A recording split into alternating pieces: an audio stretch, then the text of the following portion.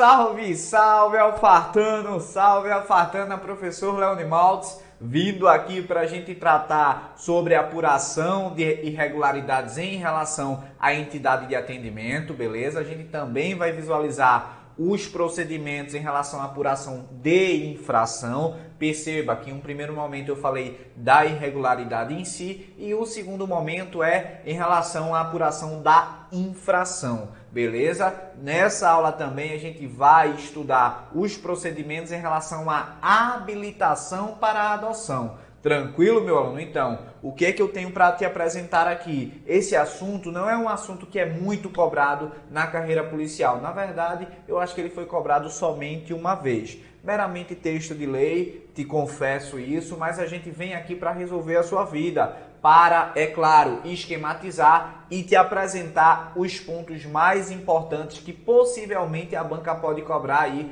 na sua prova, beleza? Então você tem um materialzinho aí ao lado para estudar e também tem aqui a aula para fazer as suas anotações, tranquilo? Então vamos que vamos para a gente empurrar o palito na banca, vem comigo. Olha só, aqui está, né, professor Leone Maltz, mas o que eu quero te mostrar, meu aluno, é o início da apuração de irregularidades administrativas em relação à entidade de atendimento ou programa de atendimento, tranquilo? Então, esse procedimento de apurar irregularidades administrativas pode iniciar por meio de uma portaria em relação ao juiz, tranquilo? Ou até mesmo por meio de uma representação em se tratando do Ministério Público ou Conselho Tutelar. Então repare, quando eu falo da figura do juiz é por meio de portaria. Agora, se eu estou me referindo ao Ministério Público ou Conselho Tutelar, a maneira aqui correta, seguindo o rigor técnico, é por meio de representação. Tranquilo, meu aluno? E olha só, se essa irregularidade envolve um fato grave, a autoridade judiciária, por meio de decisão fundamentada, pode afastar provisoriamente o dirigente da entidade ou do programa. Tranquilo, meu aluno? Então, repare, esse afastamento provisório nada mais é do que uma medida cautelar. E, obviamente, a lei trouxe o seguinte, que é em caso de fato grave, não é qualquer apuração de irregularidade, é uma irregularidade que seja aí num fato grave, é assim que a lei vem trazendo, beleza? Agora a gente já vai adentrar nos procedimentos após dado o início, é claro, por meio de uma portaria no caso do juiz ou representação do Ministério Público ou Conselho Tutelar, aí a gente vai dando agora um passo a passo nesses procedimentos. Beleza? Então, meu aluno, olha só, o dirigente, ele pode oferecer uma resposta escrita, tá? Ele tem esse direito de oferecer essa resposta escrita e nessa resposta ele pode inclusive averbar aí, anexar documentos ou até mesmo produzir provas,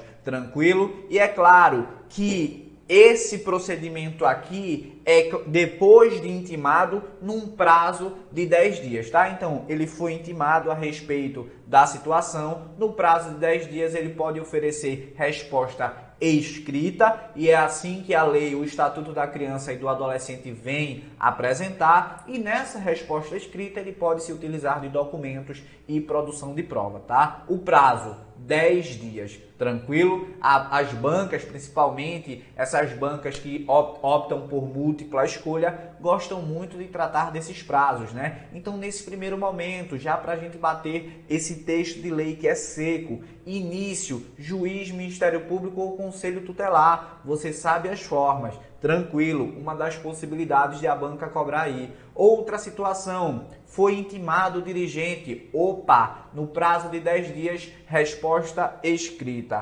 tranquilo? Outra possibilidade também é a banca querer te colocar em uma pegadinha dizendo que qualquer irregularidade pode ser afastado aí o dirigente, quando na verdade o Estatuto da Criança e do Adolescente fala em caso de fato grave. Beleza, meu aluno? Vamos dar continuidade aqui para a gente visualizar, tá, as outras figuras. Por quê? Tem a responsabilidade do dirigente da entidade, já te falei isso, mas também a autoridade judiciária, ela designará uma audiência de instrução e julgamento. intimando as partes, tá? E as partes pode ser tanto aqui, obviamente, o rigor técnico, né? E também o Ministério Público, beleza? E as partes e o Ministério Público farão as alegações finais no prazo de 5 dias, beleza, meu aluno? E aí, tendo oferecido as alegações finais, feitas as alegações finais pelas partes ou o Ministério Público, o juiz, num igual prazo, assim determina a lei, vai dar o seu veredito. Tranquilo, meu aluno? Olha só, lá no momento em que eu falei do afastamento provisório do dirigente, é importante destacar mais uma vez a figura do Ministério Público, tá? Porque nesse afastamento provisório, o Ministério Público, como fiscal da lei, deve ser ouvido. É isso que o Estatuto da Criança e do Adolescente preceitua, beleza? Agora, a gente tratou sobre essas situações dos procedimentos, mas eu também tenho que destacar para você a possibilidade aqui para sanar irregularidades, tá? Olha só, o que é que você pode encontrar? Que o juiz ele pode inclusive dar uma colher de chá aqui em não aplicar. Então perceba o seguinte, não vou nem escrever, vou trazer aqui para você. O juiz ele pode dar um prazo, beleza? Para essa entidade, para o responsável dessa entidade sanar as irregularidades, antes mesmo de serem aplicadas a essas entidades as medidas administrativas, tá? Se o dirigente, por um acaso, sanar as irregularidades, o efeito é o seguinte: extinção do processo sem julgamento do mérito. Olha só, sanou as irregularidades, então tá tranquilo, a gente não vai prosseguir nesse processo, tá? Agora, obviamente, havendo uma penalidade aí, a quem será imposta é justamente ao dirigente, tá? Então, se tem uma penalidade a ser aplicada, o dirigente que será responsabilizado. Tranquilo?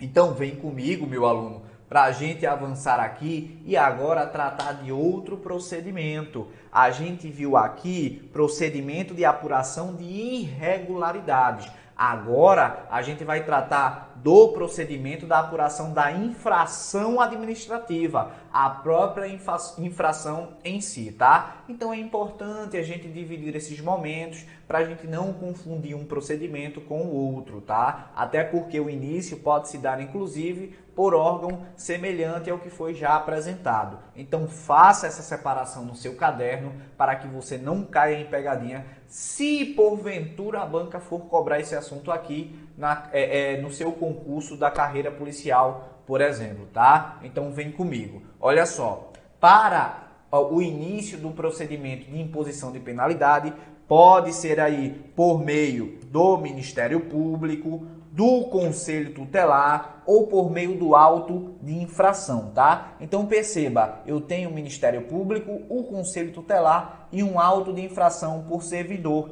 E esse servidor aqui, meu aluno, eu tenho que destacar para você que pode ser um servidor efetivo, beleza? Ou até mesmo um voluntário desde que credenciado. Então repare, eu tenho de dizer que se for um voluntário, é um voluntário credenciado, tá? E esse auto de infração deve ser assinado por 2 testemunhas, repare, se possível, tá? E quando esse procedimento de imposição de penalidade for iniciado por meio de um auto de infração, é possível usar fórmulas impressas, tá? Agora, quando eu falo fórmulas impressas, são requerimentos que devem aí especificar a natureza, as circunstâncias da infração e sempre que possível certificar os motivos aí do retardamento em relação à lavratura do auto. Então repare,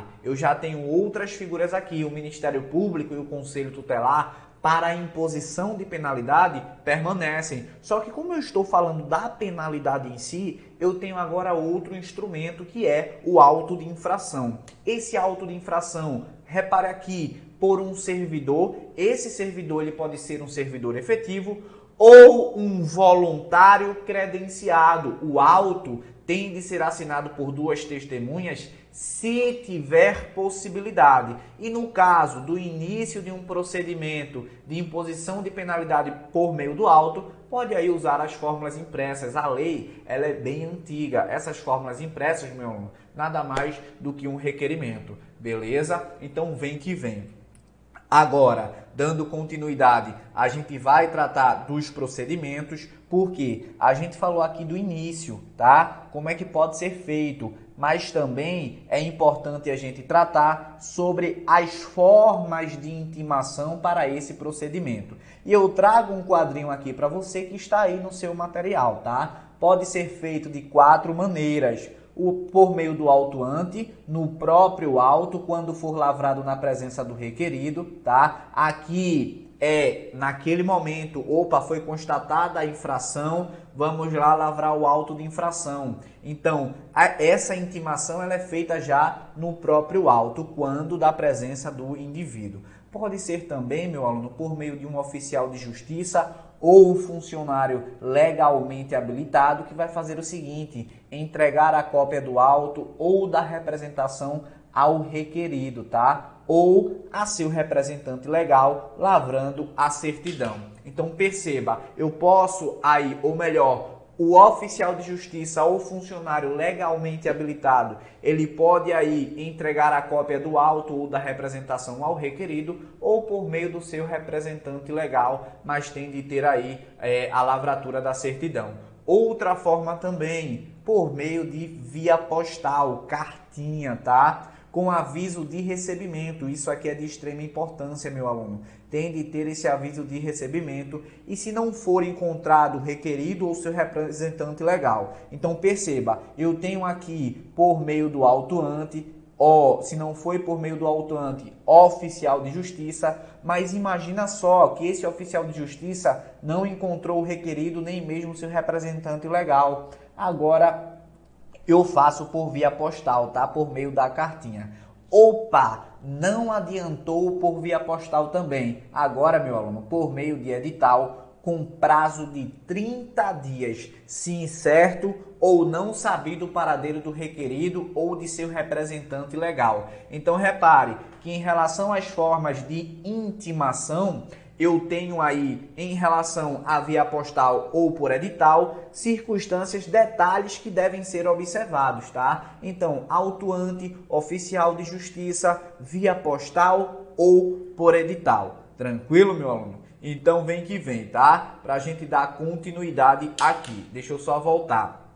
Caso esse indivíduo ele não apresente a defesa, o que é que vai acontecer? A autoridade judiciária vai dar vistas ao Ministério Público, tá? Para decidir o que é que ele vai fazer. Tem tudo isso aí no seu material. Perceba que eu falei em uma situação que ele não apresente a defesa. Mas se ele apresentar a defesa, meu aluno, nada vai mudar. O que acontece é que o juiz pode ter mais uma possibilidade. Pode aí já designar a audiência de instrução e julgamento, mas também pode dar vistas aí ao Ministério Público para que ele veja, para que ele visualize a situação e, é claro, pense aí no que ele vai fazer diante da situação, tá? Então, finalizamos aqui mais um procedimento. Agora a gente vai para o procedimento de habilitação para adoção. E é claro que a gente sempre vai tratar lá daquela nossa aula que a gente teve do procedimento em si, ou melhor, do instituto em si da adoção, tá? Então vem que vem para a gente tratar aqui. Olha só, em relação a essa habilitação de adoção, é importante a gente fazer uma revisão aqui. A adoção, meu aluno, é uma das formas de colocar em família substituta, tá? E dentre a tutela, dentre aí as outras formas de colocação em família substituta, a adoção, meu aluno, ela é a última rácio. É uma medida aí quando não for mais possível outras situações, tá? Então repare, por ser uma situação excepcional de última possibilidade, seguem-se aqui requisitos, procedimentos mais rígidos. Tem lá o que a gente falou, o período de convivência. Outro destaque importante, é irrevogável, tá? Outro ponto que a gente sempre bate aqui é vedada por meio de procuração, porque é importante essa relação entre o adotante, tá? Entre a pessoa ou postulante e a pessoa que será adotada. Tem de ter essa relação, tem de criar esse vínculo, e é por isso que a lei ela trouxe essa vedação que é de fundamental importância. Ora, não estou tratando aqui com objeto algum, eu estou tratando com pessoas e pessoas em desenvolvimento, tá? Tudo que eu estou tratando aqui, obviamente, se refere a irregularidades, a infrações que remetem a direitos da criança e do adolescente. Então, com a adoção, a gente está tratando também dessas figuras, o adolescente e a criança. São pessoas em desenvolvimento e que devem ser respeitadas, inclusive preceituada aí pela proteção especial, uma garantia constitucional. Tranquilo? Então vem comigo aqui para a gente falar sobre modalidades de adoção, que a gente encontra a modalidade nacional, que é a regra aí da adoção, e outra situação que é excepcionalíssima, a adoção internacional. A gente já tratou os conceitos em aula, você tem tudo isso aí no seu caderno.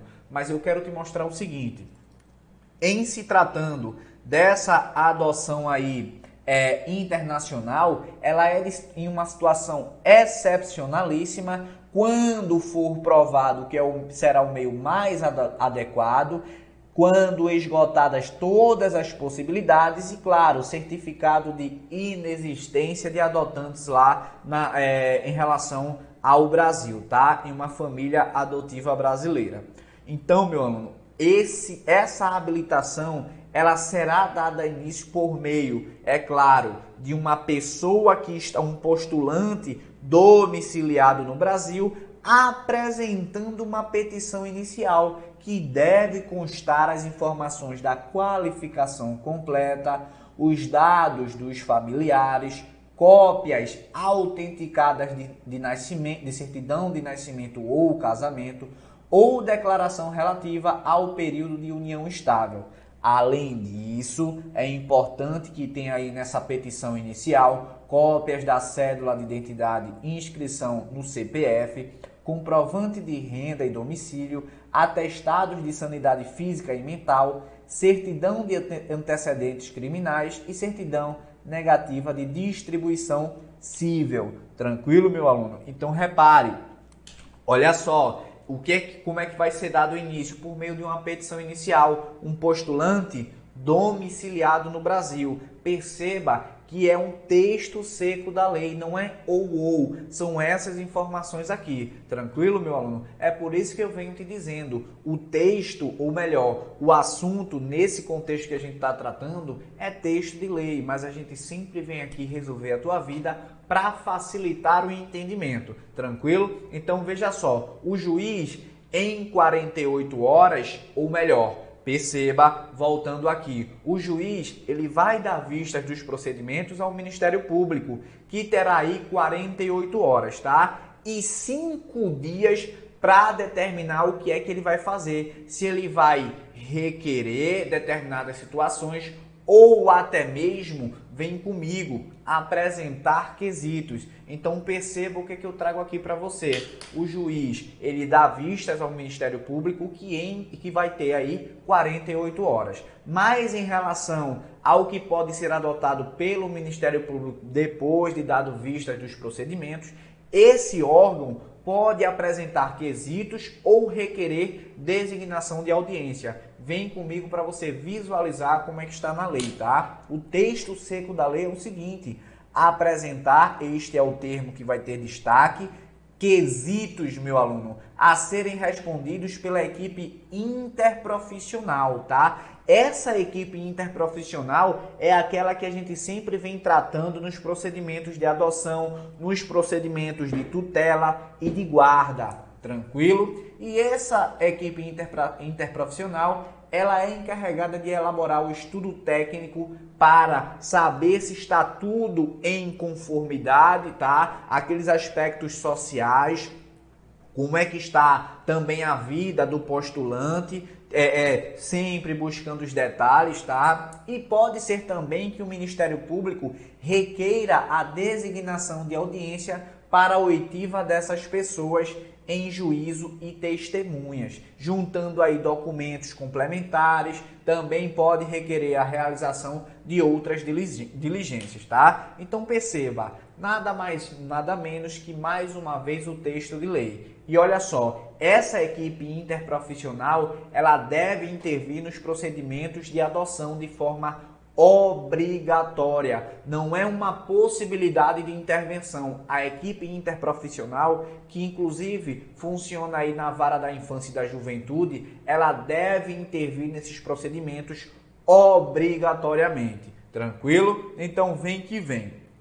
Dentro desse caso aqui, olha só o que é que eu venho apresentar para você. A participação dos postulantes, daquelas pessoas que querem estar habilitadas para a adoção em programa oferecido pela Justiça da Infância e Juventude é obrigatória. Então repare, quem quer ficar habilitado para a adoção, se a Justiça da Infância e da Juventude oferece o programa, deve participar de maneira obrigatória. E a lei recomenda, inclusive, que as crianças e adolescentes acolhidos institucionalmente ou por família acolhedora sejam preparados por equipe interprofissional antes, meus alunos, da inclusão em família substituta. Então perceba como essa equipe interprofissional ela funciona de forma benéfica e como ela tem importância nesses procedimentos. Está se falando aqui em uma colocação de uma criança ou adolescente em uma família que ela sequer conhece, tá? Então tem todos aqueles aspectos sociais, os impactos que possivelmente podem ser causados. Então tudo isso é para minimizar todas as consequências negativas, tranquilo? Mas o que é importante aqui, a vara da infância e da juventude ofereceu determinado programa, o postulante aí a habilitação de adoção deve participar de maneira obrigatória, tranquilo? E outro destaque aqui, as crianças e adolescentes que estão acolhidos, ora, eles devem ser preparados, ou melhor, é uma recomendação que eles sejam preparados aqui por uma equipe interprofissional antes da inclusão em família adotiva, tá? E olha só, os postulantes com habilitação deferida serão inscritos no cadastro em ordem cronológica. É uma filinha aí, a fila de banco, por exemplo. Foi deferido, opa, vai para a fila. A não ser que haja uma decisão fundamentada para que não seja obedecida essa ordem cronológica. Beleza, meus alunos? E esse prazo para a conclusão de habilitação, perceba, é conclusão de habilitação, será de 120 dias, podendo ser prorrogado aí por igual período, mediante decisão fundamentada do juiz. E a renovação dessa habilitação, meu aluno, será no mínimo trienalmente, tá? 3 anos, mediante a avaliação por equipe interprofissional. Tranquilo? Tratamos aí do procedimento de adoção. Agora a gente vai falar dos recursos que funcionam aí na Justiça da Infância e da Juventude. Mais uma vez, meu aluno, texto de lei, tá? Mas aqui a gente pontua o que mais interessa para a sua prova. Te garanto, pode procurar questões aí. Você vai ver que não há questões sobre tema, 1, 2 questões sobre esse tema aqui. Mas a gente aponta a maior probabilidade de cair na sua prova diante da experiência que a gente tem, tá? 40 mil questões, simulados, etc e tal, já conhecendo as bancas, conhecendo o que pode ser um possível aí objeto de questões. Vem comigo. O sistema adotado aqui em relação a esses recursos é pelo Código de Processo Civil, com as adaptações impostas pelo Estatuto da Criança e do Adolescente. Então veja só, adota-se o sistema do CPC, o Código de Processo Civil, mas com as adaptações necessárias. Ora, estamos tratando de pessoas aqui de um grupo especial, criança e adolescente, beleza? E olha só, os recursos serão interpostos independente de preparo. Em todos os recursos, salvo embargos de declaração, o prazo para o Ministério Público e para a Defesa será sempre de 10 dias. Estamos aqui falando dos recursos, tá? Os recursos terão preferência de julgamento e dispensarão revisor, uma vez que estamos tratando da proteção especial à criança e adolescente. Olha só, tem-se também essa possibilidade de, antes de determinar a remessa dos autos à superior instância, no caso de apelação ou de instrumento, no caso de agravo, a autoridade judiciária proferirá despacho fundamentado, reformando a decisão no prazo de 5 dias. Tranquilo? E olha só, mantida aqui, meu aluno, a decisão apelada ou agravada, o escrivão ele vai remeter os autos ou o instrumento à superior instância dentro de 24 horas, independente de novo pedido do recorrente. Agora, se for feita a reforma dessa decisão, será feita a remessa dos autos, que dependerá de pedido expresso da parte interessada ou do Ministério Público, mais uma vez, no prazo de 5 dias contados aqui da intimação.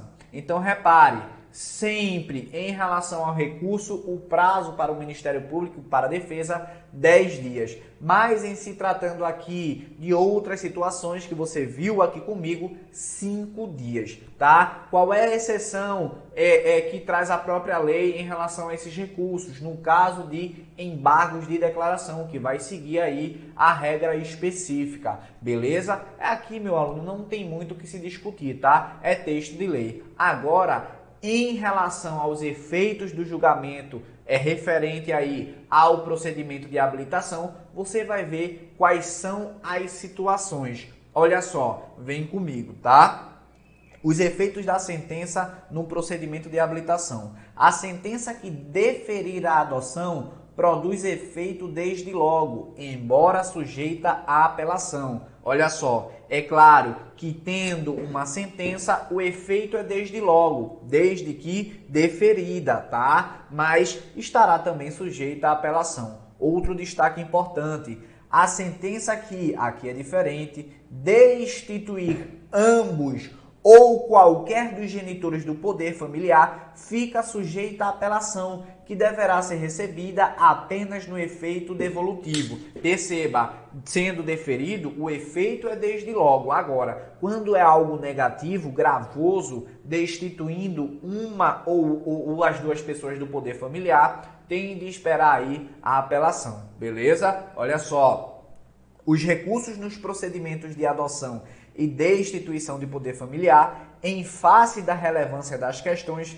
serão processados com prioridade absoluta, devendo ser imediatamente distribuídos, ficando vedado que aguardem em qualquer situação oportuna distribuição e serão colocados em mesa para julgamento sem revisão e com parecer urgente do Ministério Público. Então perceba como há uma preferência, como segue a regra aqui da proteção especial garantida constitucionalmente, tá? Então, outro ponto importante aqui, em relação a essa colocação em mesa para julgamento, o relator, ele deve colocar o processo no prazo máximo de 60 dias, beleza? Contados, é claro, da conclusão do procedimento, e o Ministério Público será intimado da data do julgamento e poderá, na sessão, caso entenda necessário, apresentar aí oralmente o seu parecer. Tem todas umas regras,